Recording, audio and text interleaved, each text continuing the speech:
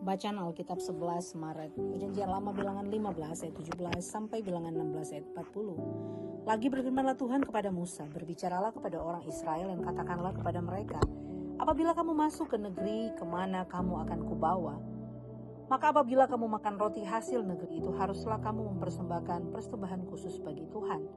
Tepung jelaimu yang mula-mula haruslah kamu persembahkan sebagai persembahan khusus berupa roti bundar, sama seperti persembahan khusus dari hasil tempat pengirikanmu. Demikianlah harus kamu mempersembahkannya. Dari tepung jelaimu yang mula-mula haruslah kamu menyerahkan persembahan khusus kepada Tuhan turun-temurun. Apabila kamu dengan tidak sengaja melalaikan salah satu dari segala perintah ini yang telah kudifirmankan Tuhan kepada Musa, yakni dari segala yang diperintahkan Tuhan kepadamu dengan perantaran Musa, mulai dari hari Tuhan memberikan perintah-perintahnya dan seterusnya turun-temurun. Dan apabila hal itu diperbuat di luar pengetahuan umat ini, tidak dengan sengaja, maka haruslah segenap umat mengolah seekor lembu jantan muda sebagai korban bakaran menjadi bau yang menyenangkan bagi Tuhan, serta dengan korban sajiannya dan korban curahannya sesuai dengan peraturan, juga seekor kambing jantan sebagai korban penghapus dosa. Maka haruslah imam mengadakan pendamaian bagi segenap umat Israel, sehingga mereka beroleh pengampunan, sebab hal itu terjadi tidak dengan sengaja. Dan karena mereka telah membawa persembahan-persembahan mereka sebagai korban api-apian bagi Tuhan, juga korban penghapus dosa mereka di hadapan Tuhan karena hal yang tidak disengaja itu. Segenap umat Israel akan beroleh pengampunan, juga orang asing yang tinggal di tengah-tengahmu, karena hal itu dilakukan oleh seluruh bangsa itu dengan tidak sengaja. Apabila satu orang saja berbuat dosa dengan tidak sengaja, maka haruslah ia mempersembahkan kambing betina berumur setahun sebagai korban penghapus dosa. Dan imam haruslah mengadakan pendamaian di hadapan Tuhan bagi orang yang dengan tidak sengaja berbuat dosa itu, sehingga orang itu beroleh pengampunan karena telah diadakan pendamaian baginya, baik bagi orang Israel asli maupun bagi orang Israel asing yang tinggal di tengah-tengah kamu. Satu hukum saja berlaku bagi mereka berkenaan dengan orang yang berbuat dosa dengan tidak sengaja. Tetapi orang yang berbuat sesuatu yang dengan sengaja, baik orang Israel asli, baik orang asing, orang itu menjadi penista Tuhan. Ia harus dilenyapkan dari tengah-tengah bangsanya, sebab ia telah memandang hina terhadap firman Tuhan dan merombak perintahnya. Pastilah orang itu dilenyapkan, kesalahannya akan tertimpa atasnya. Ketika orang Israel ada di padang gurun, didapati mereka seorang yang mengumpulkan kayu api pada hari Sabat. Lalu orang-orang yang mendapati dia sedang mengumpulkan kayu api itu menghadapkan dia kepada Musa dan Harun dan segenap umat itu. Orang itu dimasukkan dalam tahap tahanan oleh karena belum ditentukan apa yang harus dilakukan kepadanya. Lalu berfirmanlah Tuhan kepada Musa, orang itu pastilah dihukum mati. Segenap umat Israel harus melontari dia dengan batu di luar tempat perkemahan. Lalu segenap umat menggiring dia di luar tempat perkemahan. Kemudian dia dilontari dengan batu sehingga ia mati, seperti yang difirmankan Tuhan kepada Musa. Tuhan berfirman kepada Musa, berbicaralah kepada orang Israel dan katakanlah kepada mereka bahwa mereka harus membuat jumbai-jumbai pada punca baju mereka turun-temurun, dan dalam jumbai-jumbai punca itu haruslah dibubuh benang ungu kebiru-biruan. Maka jumbai itu akan mengingatkan kamu apabila kamu melihatnya kepada segala perintah Tuhan, sehingga kamu melakukannya dan tidak lagi menuruti hatimu atau matamu sendiri, seperti bisa kamu perbuat dalam ketidaksetiaanmu terhadap Tuhan. Maksudnya supaya kamu mengingat dan melakukan segala perintahku dan menjadi kudus bagi Allahmu. Akulah Tuhan Allahmu yang telah membawa kamu keluar dari tanah Mesir, supaya aku menjadi Allah bagimu. Akulah Tuhan Allahmu. Korah bin Yishar bin Kehat bin Lewi beserta Datan dan Abiram, anak-anak Eliab, dan On bin Pelet, ketiganya orang Ruben, mengajak orang-orang untuk memberontak melawan Musa beserta 250 orang Israel, pemimpin-pemimpin umat itu, yaitu orang-orang yang dipilih oleh rapat, semuanya orang-orang yang berkenamaan. Maka mereka berkumpul mengurumuni Musa dan Harun serta berkata kepada keduanya, sekarang cukuplah itu. Segenap umat itu adalah orang-orang kudus dan Tuhan ada di tengah-tengah mereka. Mengapakah kamu meninggi-ninggikan diri di atas jemaat Tuhan? Ketika Musa mendengar hal itu, sujudlah dia. Dan dia berkata kepada Korah dan segenap kumpulan kumpulannya. Besok pagi Tuhan akan memberitahukan siapa kepunyaannya dan siapa yang kudus. Dan ia akan memperbolehkan orang itu mendekat kepadanya. Orang yang akan dipilihnya akan diperbolehkannya mendekat kepadanya. Perbuatlah begini, ambillah perbaran, hai Korah, dan kamu segenap kumpulannya, bubuhkanlah api ke dalamnya dan taruhlah ukupan ke atasnya di hadapan Tuhan pada esok hari. Dan orang yang akan dipilih Tuhan dialah yang kudus. Cukuplah itu, hai orang-orang Lewi. Lalu berkatalah Musa kepada Korah, cobalah dengar, hai orang-orang Lewi. Belum cukupkah bagimu bahwa kamu dipisahkan oleh Allah Israel dari umat Israel dan diperbolehkan mendekat kepadanya, supaya kamu melakukan pekerjaan pada kemah suci Tuhan dan bertugas bagi umat itu untuk melayani mereka, dan bahwa engkau diperbolehkan mendekat bersama-sama dengan semua saudaramu Bani Lewi. Dan sekarang kamu menuntut pangkat imam lagi. Sebab itu engkau ini dengan segenap kumpulanmu, kamu bersepakat melawan Tuhan, karena siapakah Harun hingga kamu bersungut-sungut kepadanya? Adapun Musa telah menyuruh orang yang memanggil Datan dan Abiram, anak-anak Eliab, tetapi jawab mereka, kami tidak mau datang. Belum cukupkah bahwa engkau memimpin kami keluar dari suatu negeri yang berlimpah-limpah susu dan madunya, untuk membiarkan kami mati di padang gurun, sehingga masih juga engkau menjadikan dirimu tuan atas kami? Sungguh engkau tidak membawa kami ke negeri yang berlimpah-limpah susu dan madunya, ataupun memberikan kepada kami ladang-ladang dan kebun-kebun anggur sebagai milik pusaka. Masakan engkau dapat mengelabui mata orang-orang ini? Kami tidak mau datang. Lalu sangat marahlah Musa dan ia berkata kepada Tuhan, janganlah perhatikan segala persembahan mereka. Belum pernah kuambil satu ekor keledai pun dari mereka, dan belum pernah kulakukan yang jahat kepada seseorang dari mereka. Lalu berkatalah Musa kepada Korah, engkau ini dengan segenap kumpulanmu harus menghadap Tuhan. Engkau dan mereka dan Harun harus pada esok hari.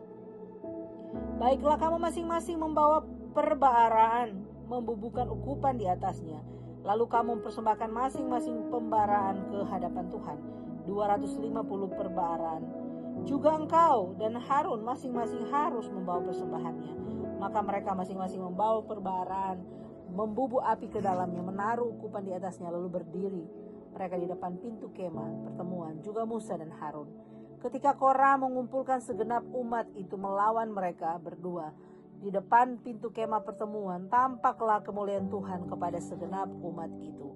Lalu berfirmanlah Tuhan kepada Musa dan Harun, pisahkanlah diri dari tengah-tengah umat ini, supaya ku hancurkan mereka dalam sekejap mata.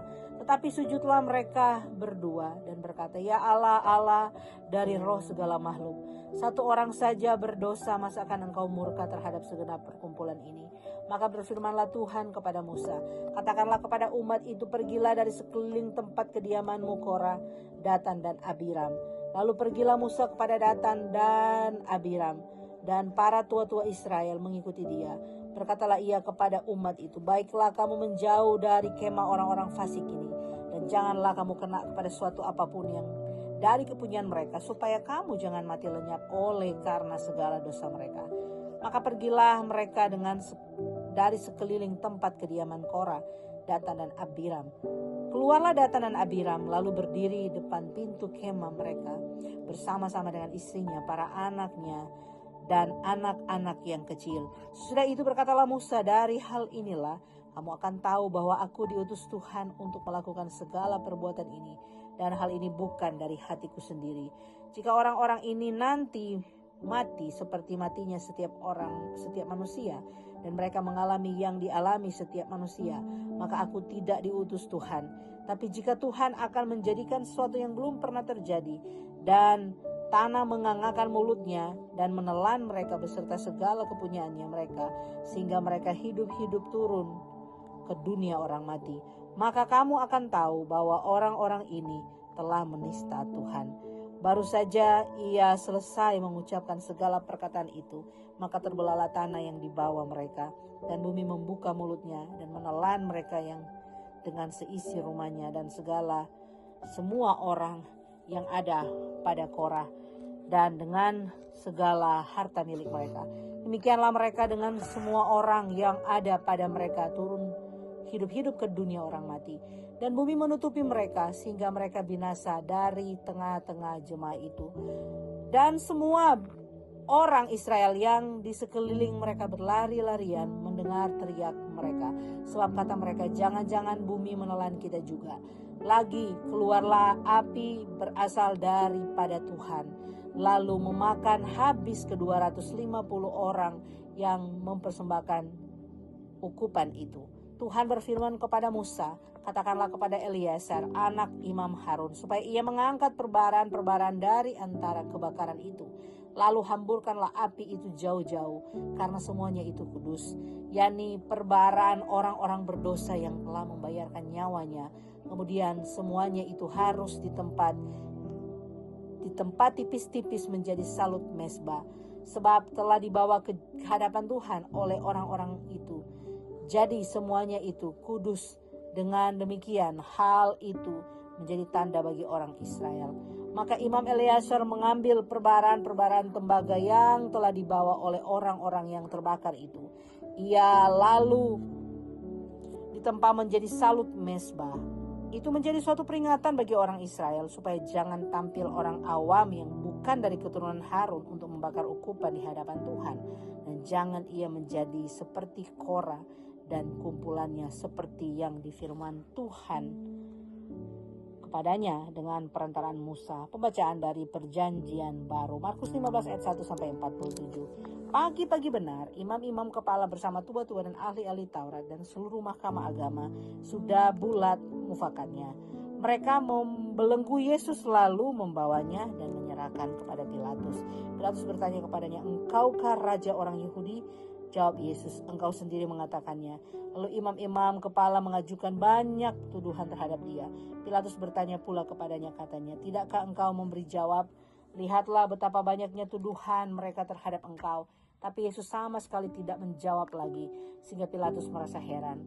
Telah menjadi kebiasaan untuk membebaskan satu orang hukuman pada tiap-tiap hari raya itu, menurut permintaan orang banyak. Dan pada waktu itu ia adalah seorang yang bernama Barabas, sedang dipenjarakan bersama beberapa orang pemberontak lainnya. Mereka telah melakukan pembunuhan dalam pemberontakan. Maka datanglah orang banyak dan meminta supaya sekarang kebiasaan itu diikuti juga. Pilatus menjawab mereka dan bertanya, "Apakah kamu menghendaki supaya kubebaskan raja orang Yahudi ini?" Ia memang mengetahui bahwa imam-imam kepala telah menyerahkan Yesus karena dengki. Tetapi imam-imam kepala menghasut orang banyak untuk meminta supaya Barabaslah yang dibebaskan bagi mereka. Pilatus sekali lagi menjawab dan bertanya kepada mereka, "Jika begitu, apakah yang harus kuperbuat dengan orang yang kamu sebut raja orang Yahudi ini?" Maka mereka berteriak, katanya, "Salibkanlah dia." Lalu Pilatus berkata kepada mereka, "Tetapi kejahatan apakah yang telah dilakukannya?" Namun mereka makin keras berteriak, "Salibkanlah dia." Dan oleh karena Pilatus ingin memuaskan hati orang banyak itu, ia membebaskan Barabas bagi mereka. Tapi Yesus disesanya, lalu diserahkannya untuk disalibkan. Kemudian serdadu-serdadu pembawa Yesus ke dalam istana, yaitu gedung pengadilan, dan memanggil seluruh pasukan berkumpul. Mereka mengenakan jubah ungu kepadanya, menganyam sebuah mahkota duri, dan menaruhnya di atas kepalanya. Kemudian mereka mulai memberi hormat kepadanya, katanya, "Salam hai Raja orang Yahudi." Mereka memukul kepalanya dengan bulu dan meludahinya dan berlutut menyembahnya. Sesudah mengolok-olokkan dia, mereka menanggalkan jubah ungu itu daripadanya, dan mereka mengenakan pula pakaiannya kepadanya. Kemudian Yesus dibawa keluar untuk disalibkan. Pada waktu itu lewat seorang yang bernama Simon orang Kirene, ayah Alexander dan Rufus, yang baru datang dari luar kota, dan orang itu mereka paksa untuk memikul salib Yesus. Mereka membawa Yesus ke tempat yang bernama Golgota, yang berarti tempat tengkorak, yaitu mereka memberi anggur bercampur mur kepadanya. Tetapi ia menolaknya. Kemudian mereka menyalibkan dia. Lalu mereka membagi pakaiannya dengan membuang undi atasnya untuk menentukan bagian masing-masing.